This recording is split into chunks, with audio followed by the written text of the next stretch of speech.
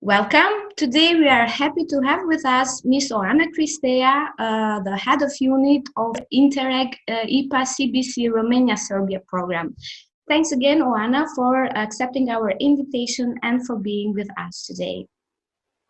Thank you for having me speaking. We have prepared some questions and we will immediately start from the first group of questions. So why you have considered to include ISO2, a safer and more secure Europe, in your program, and have you so far identified actions of interest in your program area?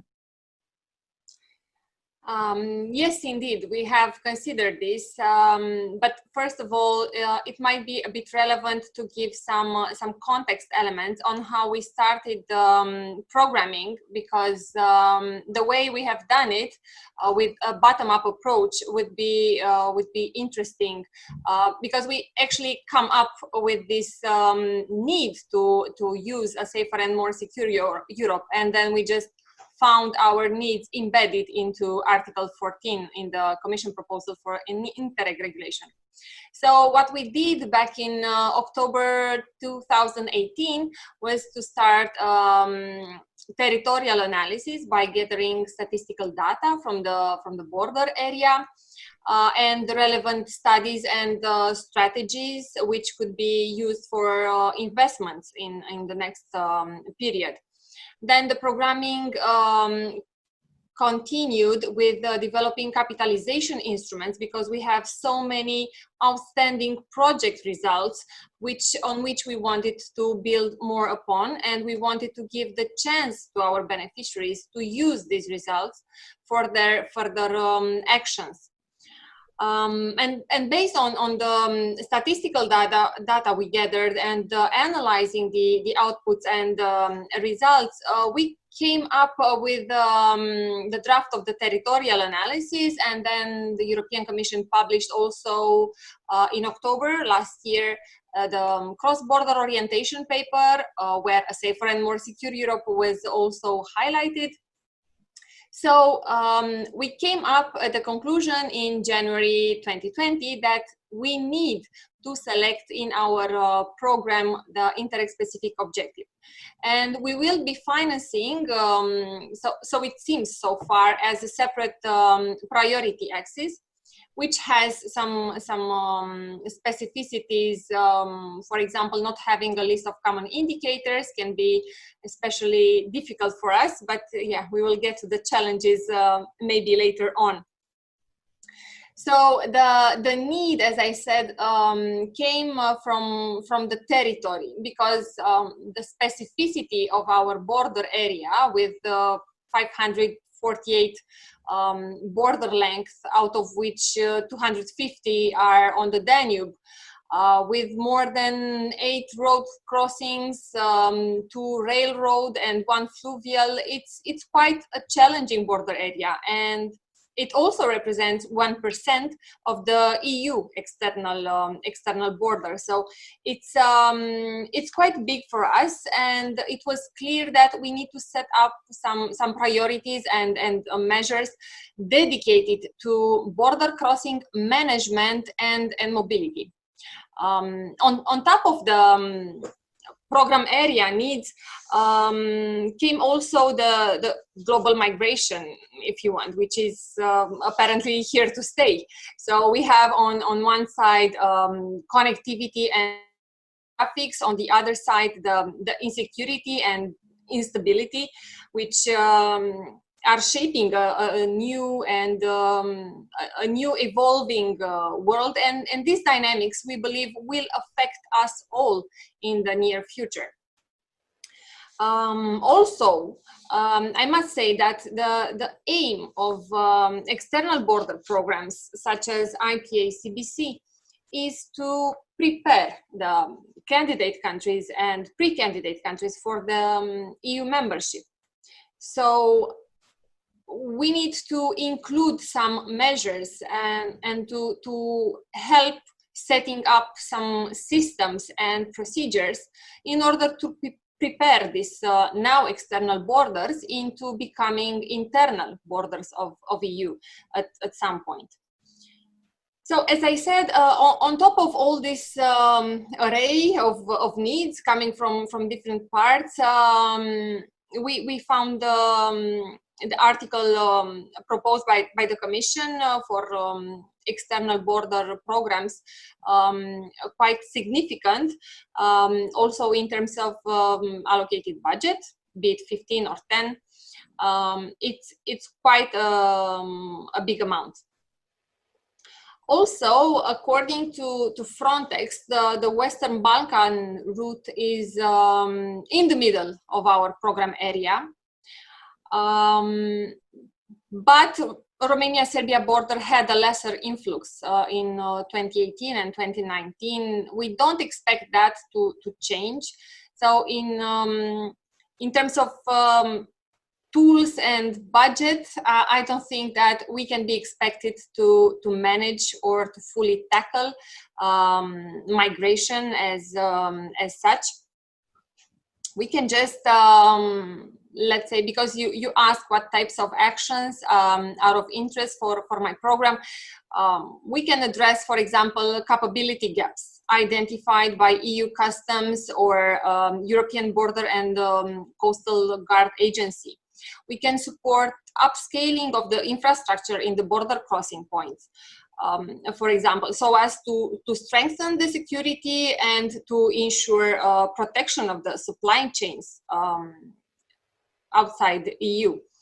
Also, special attention should be given to good quality cross-border infrastructure in terms to up-to-date IT systems,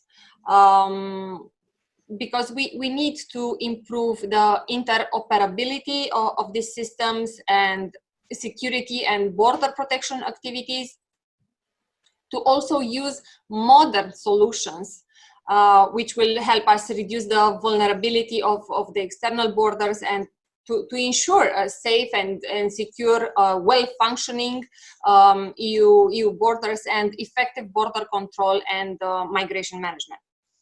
So we have identified a list of types of actions, which I would be more than happy to share with you as a list. They are still not validated by the joint working group, but they will be in the next couple of months. As we are quite advanced with our draft OP, we hope to also publish it on the program website. But our area of interest would be in the sense that I've mentioned. We are not aiming very high with our small budget, regardless if it's 10 or 15. We are just aiming at improving infrastructure and systems. And this, I think that it will be, let's say, if not a first step, but it can also build on what we have done so far. I mentioned in the beginning, we are using a lot of capitalization because we have invested so much in the previous two programs in border crossing points and be it infrastructure as road infrastructure or IT system or even opening new border crossing points. So we have invested a lot and we have something to build upon. So if I can add to your reflection, are you going also to upscale or to set up and improve the integrated border management with external borders, taking into account all these actions that you mentioned? Yes, indeed. We are also in a quite special environment, if I must say. We have a very good cooperation between the line ministries in both countries, and several agreements have been already signed on different issues, be it drug trafficking or organized crime or migration even. So we have in place these several agreements. We have in place common border patrols, both on land and on water. So the degree of cooperation between the institutions on the both sides of the border is quite high. And we think that this will help a lot in going further with with border management and migration management. Thank you, Oana. And we move now in the second group of questions, because now you talked about the identified actions, but from more operational point of view, how do you plan to implement this action and to set up priorities and measures, and what can be the difficulties in doing so with ISO2? So we plan to implement at the level of the program both regular calls for normal projects, so to say.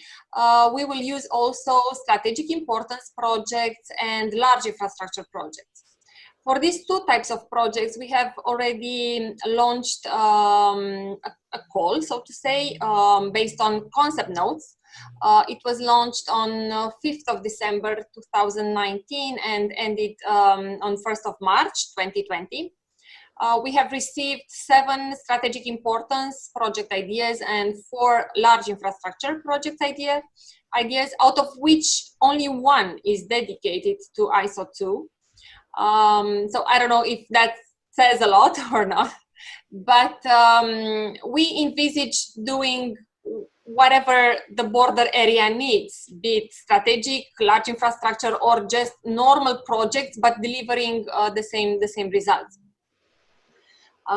In terms of difficulties and challenges, well, this I never feel comfortable speaking about difficulties because I'm a very result-oriented person. So, but still, we feel the need to have a list of common indicators, a list of types of interventions, as we have for other policy objectives.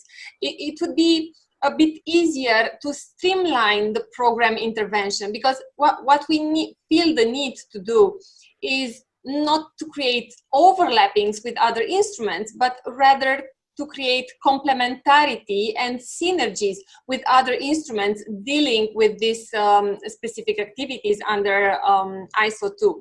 So having a list of interventions within the regulation or within any other kind of guidance the Commission might issue on this would be especially appreciated. Other than that, there is also the balance we always try to keep between the need of investment, which is quite high, and the financial capabilities of our beneficiaries. So if in this programming period we have given 15% as advance payments to our beneficiaries, and we really want to keep that for regular calls for proposals, maybe for strategic importance projects there will be a need to increase this percentage, because the strategic importance would entail also a larger project budget. So this could be, so to say, difficulties, but nothing dramatic that we cannot tackle. Well, thank you very much, Oana, for your thoughts, for sharing your thoughts and your reflections with us. As I can see from what you said in these minutes, your programming phase is quite advanced, so you have identified, you are discussing, so you are almost there to define the last steps in your program, and I think this could be a good example for other programs that might be interested in ISO2 but still need more clarification or some more examples and insights. Thank you very much once again. I hope you will join us on the 6th of July and you will get some inspiration and also some answers during our online event. Thank you and have a nice day. Thank you. Thank you. See you on 6th of July.